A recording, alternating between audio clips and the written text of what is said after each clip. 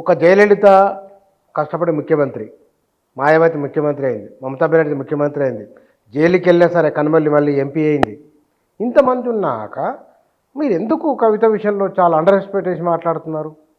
Jayalalithaa MG Ramachandran చచ్చిపోయిన తర్వాత జానకి రామచంద్రన్ ముఖ్యమంత్రి అయింది. జానకి రామచంద్రన్ ముఖ్యమంత్రి అయింది. జయలలిత పడరాని పాటలు పడ్డది.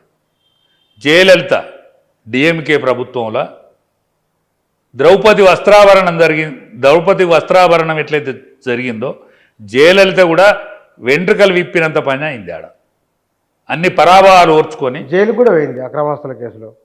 చెప్తా.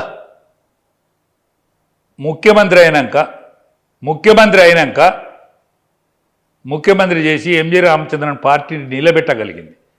పెట్టినాక మాత్రమే ముఖ్యమంత్రి అయింది. ముఖ్యమంత్రి అయినాక జైలు పోయింది.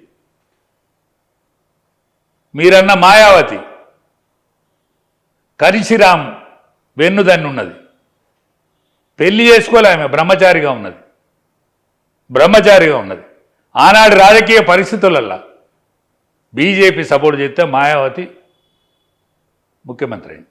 ఆనాటి రాజకీయ పరిస్థితులలో ముఖ్యమంత్రి అయింది. దాని తర్వాత కనిమొలి, ఆమె అది వరకు రాజ్యసభ మెంబర్ ఉండే, ఏదో పొరపాటు చేస్తే జైలు పోయింది. జైలు పోయొచ్చినాక కూడా వాళ్ళ ప్రభుత్వం వచ్చింది. వాళ్ళ అన్న స్టాలిన్ ముఖ్యమంత్రి అయింది. కాబట్టి మళ్ళీ ప్రమోట్ చేస్తే పోయింది. నువ్వు రాజ్యసభ, నువ్వు పార్లమెంట్ మెంబర్ అవుతుంది. ఉజ్వలమైనటువంటి ఉద్యమం ఉన్న టైంలో పార్లమెంట్ మెంబర్ అయినావు. దాని తర్వాత నువ్వు పార్లమెంట్కి ఓడిపోయినాక మీ నాయన దయదలితే నువ్వు అలిగినవా గులిగినవా, ఆయనకు పిచ్చి ప్రేమ ఉంటుందా, అది ఏంటిదో తెలియదు. నువ్వు ఎమ్మెల్సీ చేసినావు. నీ పురుషార్థం ఏంటిది?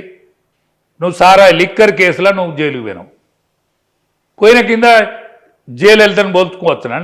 ఆయన ముఖ్యమంత్రి అయినాక పోయింది. లల్లు ప్రసాద్ కూడా జైలుకి పోయాడు. దానా కుంభకోణంలో లల్లు ప్రసాద్ పోయాడు. లిక్కర్ స్కామ్లో నువ్వు పోయినావు. జయలలిత పోయింది. శశికళ కూడా పోయింది. శశికళ మళ్ళీ అయిందా? ఇప్పుడు శశికళ కూడా జైలు పోయింది. మళ్ళీ నేను జైలు పోయాను కాబట్టి ముఖ్యమంత్రి అయితే అంటే అయిందా? ఈయనట్లయితుంది. ఆయనే మొత్తం జాలిచ్చే, ఆయనే కాడికిందేసే. బీసీలు అంతా కవిత వెనుక వచ్చే అవకాశం ఎందుకు వస్తారే? బీసీలకు నాయకులు లేడా? అయ్యాలా బీసీలకు నాయకత్వం లేదా? నీ నాయకత్వమే కోరుకుంటానులా. చెప్పండి ఎవరు బీసీలకు నాయకత్వం లేదా అంటాను ఇక్కడ. చెప్పండి ఎవరు మరి? కవిత రావే కావాలన్నా మాకు నాయకత్వం? గొల్లోళ్ళ, మాదిగోళ్ళ, మంగళోళ్ళ, తెనుగోళ్ళ, మున్నూరు కాపుల, ఇద్దరు ముగ్గురు లీడర్ల పేరు చెప్పండి చూద్దాం. మా బండి సంజయ్ కేంద్రంలో హోంమంత్రి, మా ఈటల రాజేందర్ ఈ దేశంలో ఆసియా ఖండంలో అత్యంత పెద్ద కాన్స్టిట్యున్సీకి పార్లమెంట్ మెంబరు, తొలి ఆర్థిక మంత్రి, అందరు శభాష్ అనిపించుకునే ఆరోగ్య శాఖ మంత్రి, ఇప్పుడు రేపు కాబోయే బీజేపీ చీఫ్, ఇవాళ మా లక్ష్మణ్ రాజ్యసభ మెంబర్, ఇవాళ parliamentary party member, parliamentary board member. మొత్తం బీజేపీల పేరే చెప్తున్నారు. ఇంకెవరన్నా ఉంటే వాళ్ళ పేర్లు కూడా చెప్తా. కాంగ్రెస్ పార్టీ అంటే రెడ్లే, టీఆర్ఎస్ అంటే రావులే. మరి బీజేపీ అంటే బీసీలు. బీజేపీలో బీసీ నాయకత్వం రావులు రెడ్లతో పాటు బీసీలు ఉన్నారు. మీకు రావులు రెడ్లతో పాటు మీకు బీసీలు ఉన్నారా?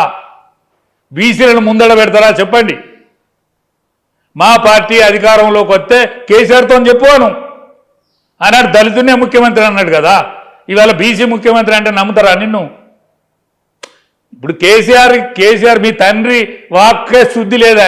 నీ వాక్కునేంటే నమ్ముతారు? నీకేమున్నదని నమ్ముతారు? ఆయన ఉద్యమకారుడు, ఉద్యమ క్యాప్టెనే మాట తప్పినోడు. నీ మాట ఎవరు పట్టించుకుంటాడు? ఏ తర్వాత మీరేం చెప్పదలుచుకున్నారంటే కవిత లేఖ గురించి ఎవరు పట్టించుకోవద్దు, ఆమె వల్ల ఏమీ కాదని మీరు చెప్పాలి. ఏమీ కాదు. ఊదుగాలది పీరి లేవది. ఊదుగాలిన పీరికి ఊదుగాలుతారు కాదే. పీరీల పండుగ అప్పుడు ఇటు మన లాల్చాబులు ఎత్తుకొని తిరుగుతా అంటే ఈమెకు ఊదుగాలది పీరి కూడా లేవది. అనవసరంగా పరువు తీసుకుంటాను. అంటే నీ మిత్రునికి ఇబ్బంది కలిగిస్తున్నందుకు బాధ కలుగుతున్నది నీకు కూడా. అట్లా కదా, మంచి అయినా చెడ్డ అయినా కూడా ఆయన ఉద్యమ నాయకుడే కదా. ఆయన చేసిన పొరపాటు ఏం చేసిండే పాపం, ఏం పొరపాటు చేసిండు? ఈ పోరగాళ్ళ దగ్గర తీసుడు పరువు పోయింది ఆయన. ఆయన ఎవరు జ్యోతి బాసు ఉన్నట్టుండనా దిగిపోయేదనక నేను దిగుతాను, నాకు అది ముఖ్యమంత్రి అయిన వద్దనే కనుక ఆయనే ముఖ్యమంత్రి ఉండు కదా. ఈ పోరగాళ్ళని ఎందుకు తీసుకొచ్చినట్టు, ఏం రోగం? అచ్చా దళితుడే ముఖ్యమంత్రి చేస్తే నువ్వు ఆయన వద్దకు ఎలుగుదు కదా. ఎవరు? మన బాల్ ఠాక్రే ఎంతమంది ముఖ్యమంత్రులు చేసినాడే. కానీ పార్టీ మారినా మీకు కేసీఆర్ మీద ప్రేమ తగ్గలేదు, అభిమానం తగ్గలేదు అన్న. కాదన్నా, ఒక మనిషి లోపల ఉన్న గొప్పతనాన్ని చెప్పడం ఒక మనిషి, అది నిజంగా గొప్ప లక్షణం. అది ఒక మనిషి లోపల ఉన్న గొప్పతనాన్ని చెప్పడం గొప్ప లక్షణం. అంటే నీకు కూడా గొప్ప లక్షణం ఎందుకంటే ఊకుంటా. అదన గొల్లోని కూడా గొప్ప లక్షణం ఉంటుందా అంటే ఎట్లా? నేనా మాట లోకం అన్నా కూడా ఒప్పుకుంటా. లోకం అంటదా? అరే శ్రీకృష్ణుడి వంశమా ఇది? ప్రపంచానికి గీతోపదేశం చేసిన వంశంలో పుట్టిన నేను చెప్పకుంటే ఎవరు చెప్తారు నిజం? నేను చెప్పకపోతే ఎవరు చెప్తారో అన్న నిజం. ఈ విషయం మరి మీరు కవితకు ఫోన్ చేసి చెప్పొచ్చు కదా, ఎందుకమ్మా ఇట్లా చేస్తున్నాడు? మీరు ఆ పరిచయం ఉంది కదా మీకు. పరిచయం ఉన్నది కానీ వాళ్ళు పరిచయం అయితే కూడా నిమ్మలం ఉన్నది ఓ పక్క. ఇది కొత్త ఉంది మాట, అని ఉన్న మాట చెప్పాలి. ఎందుకు నిమ్మలం? వీరచ్చే కదా నాశనం చేసింది తెలంగాణను. మీరు రాకుంటే మంచిగుండు కదా, కడుపులో చల్లగదలకుంటుండు కదా, కడుపులో చల్లగదలకుండా కదా, ప్రతిష్ట ఉండు, పేరు అన్నీ ఉండు కదా. వీళ్ళు నాశనం చేసింది కదా, దాని కింద కోపం రాదు అప్పుడప్పుడు? మాట జారినట్టయితే కాదు, మాట దూలినట్టయితే కాదు. నా కడుపులో ఉన్న విషయం చెప్తే తప్పు అయితే లేదు, నేను దాచుకుంటే తప్పు. నా మాటను కూడా లెక్క చేస్తే వాళ్ళకు మంచిది.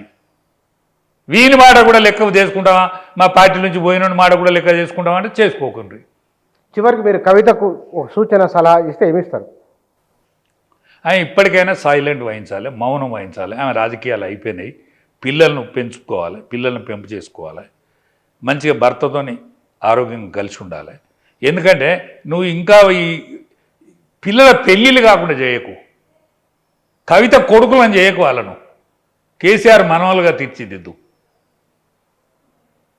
నీ పిల్లలకు మంచి సంబంధాలు దొరికి నీ కోడళ్ళు మంచోళ్ళు రావాలంటే, ఇప్పుడు దశరథుడు, నిన్న నేను రామాయణం చూసిన, దశరథుడు శ్రీరాముడు 14 ఏళ్ళు వనవాసం పోవాలి, భరతుని పట్టాభిషేకం కావాలని కోరింది. ఆమె 2 కోరికలు కోరితే, అది కోరితే ఆయన బాధపడుకుంటా దండం పెట్టి వద్దమ్మ అంటే వినకుంటే నీ పేరు పెట్టుకోవద్దు కాక పెట్టుకోవద్దు అని అంటాడు.